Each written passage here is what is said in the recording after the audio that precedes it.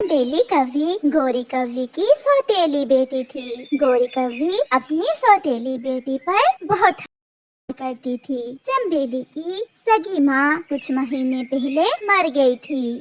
अगर अपने पिता को कुछ बताया कि मैं तुमसे घर के सारे काम करवाती हूँ तो मैं तुम्हें जान से ही मार दूंगी। नहीं सौतेली माँ जी, मैं पापा को कुछ नहीं बताऊंगी। मैं पापा के आने से पहले ही रोज की तरह सो जाऊंगी। कालू कौवा जो चंबेली का था वो भी घर आ जाता है, जिसे देखते ही चंबेली अपनी आंखें बंद करके सोने का नाटक करती है। मेरी बेटी सो गई है क्या?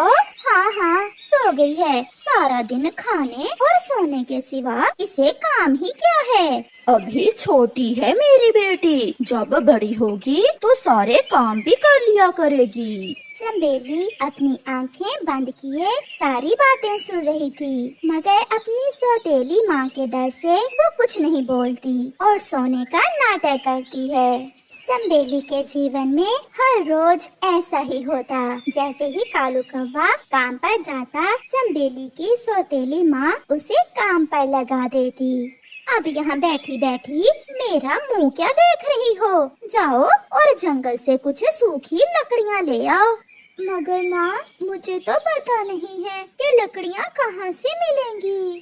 जब घर से बाहर जाओगी तो सब पता चल जाएगा। फिर अपनी सौतेली माँ से डरती हुई चंबेली सूखी लकड़ियाँ लेने जंगल की तरफ चली जाती है। वो सारा जंगल फिरती है, वो इधर उधर उड़ती है। बहुत मुश्किल से उसे कुछ सूखी लकड़ियाँ मिल जाती हैं। चंबेली उन लकड़ियों की गठरी बनाती है और जैसे ही उन्हें लेकर उड़ने लगती है तो वहाँ एक आवारा उल्लू आ जाता है। ये लकड़ियाँ तुम मुझे दो, वरना मैं तुम्हें मार दूंगा। अंकल डाकू, अगर मैं लकड़ियाँ ना लेकर गई तो मेरी सौतेली माँ मुझे मार देगी, और अगर आपको ये लकड़ियाँ ना दूं तो आप मुझे मार देंगे। अगर मेरे भाग्य में मरना है ही तो आप मुझे मार ही दें। मैं भी ऐसी जिंदगी से तंग आ गई हूँ। चंबेली की ये बात सुनकर उस उल्लू को छोटी कवि पर बहुत दया आती है और वो उससे पूछता है, क्या तुम्हारी सौतेली माँ तुम पर बहुत अत्याचार करती है? अंकल, मेरी सौतेली माँ मुझसे सारे घर के काम भी करवाती है और मुझे मारती भी है। बहुत मारती है मेरी सौतेली माँ मुझे। बेटी, मैं आया तो तुमसे तुम्हारी लकड़ियाँ छीनने था, मगर तुम्हारा दुख देखकर मुझे तुम पर बहुत दया आई है। अगर तुम चाहो तो तुम मेरे साथ मेरे घर आ सकती हो। तुम्हारी चाची तुम्हारा बहुत ख्याल रखेगी, वो तुम्हें अपनी बेटी बनाकर रखेगी। चंबेली भी अब वापस घर नहीं जाना चाहती थी, इसलिए वो उस उल्लू के साथ चली जाती है। पत्नी जी कहाँ हो? जल्दी आओ, देखो तो आज मेरे साथ कौन आया है। कवि, ये छोटी कवि कौन है और तुम क्यों इसे किडनैप करके यहाँ ले आए हो? किडनैप नहीं करके लाया, अब ये हमेशा हमारे साथ इसी घर में रहेगी। पहली बार जिंदगी में मैंने कोई अच्छा काम किया है। मेरी सौतेली माँ मुझे बहुत मारती है, इसलिए अंकल डाकू मुझे यहाँ ले आए हैं। ये मुझे जंगल में मिली थी, बेचारी बहुत दुखी है। फिर उल्लू की पत्नी चंबेली को अपने गले से लगा लेती है। अब तुम मेरी बेटी बनकर मेरे साथ रहोगी। बेटी, तुम चिंता ना करो, यहाँ आपको सब कुछ मिलेगा। शाम के कालू कौवा जब घर आता है तो घर में अपनी बेटी को ना देखकर गोरी कवि से पूछता है, मेरी बेटी कहाँ है? रोने का नाटक करते हुए कहती है, वो सुबह से बाहर गई हुई है, न जाने कहाँ चली गई। मैंने उसे बहुत ढूंढा, मगर मुझे कहीं से नहीं मिली आपकी बेटी। बेटी, मेरी बेटी, तुम कहाँ चली गई हो?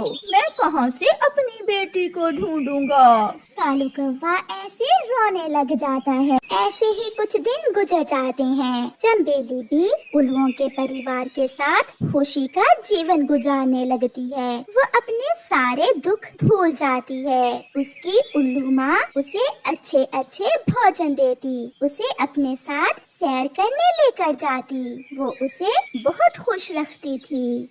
एक दिन गौरी कवि अपनी माँ से मिलने दूसरे जंगल जा रही थी कि रास्ते में तेज हवा के साथ बारिश शुरू हो जाती है। गौरी कवि बारिश से रुकने के लिए एक पेड़ के नीचे बैठ जाती है।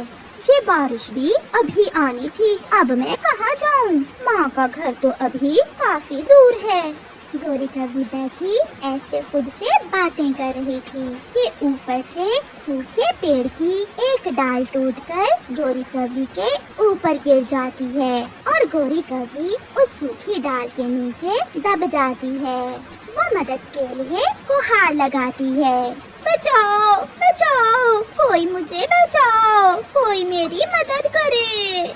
माँ, ये आवाज तो मेरी सुनी सुनी है। ये जरूर कोई मेरे जानने वाला है।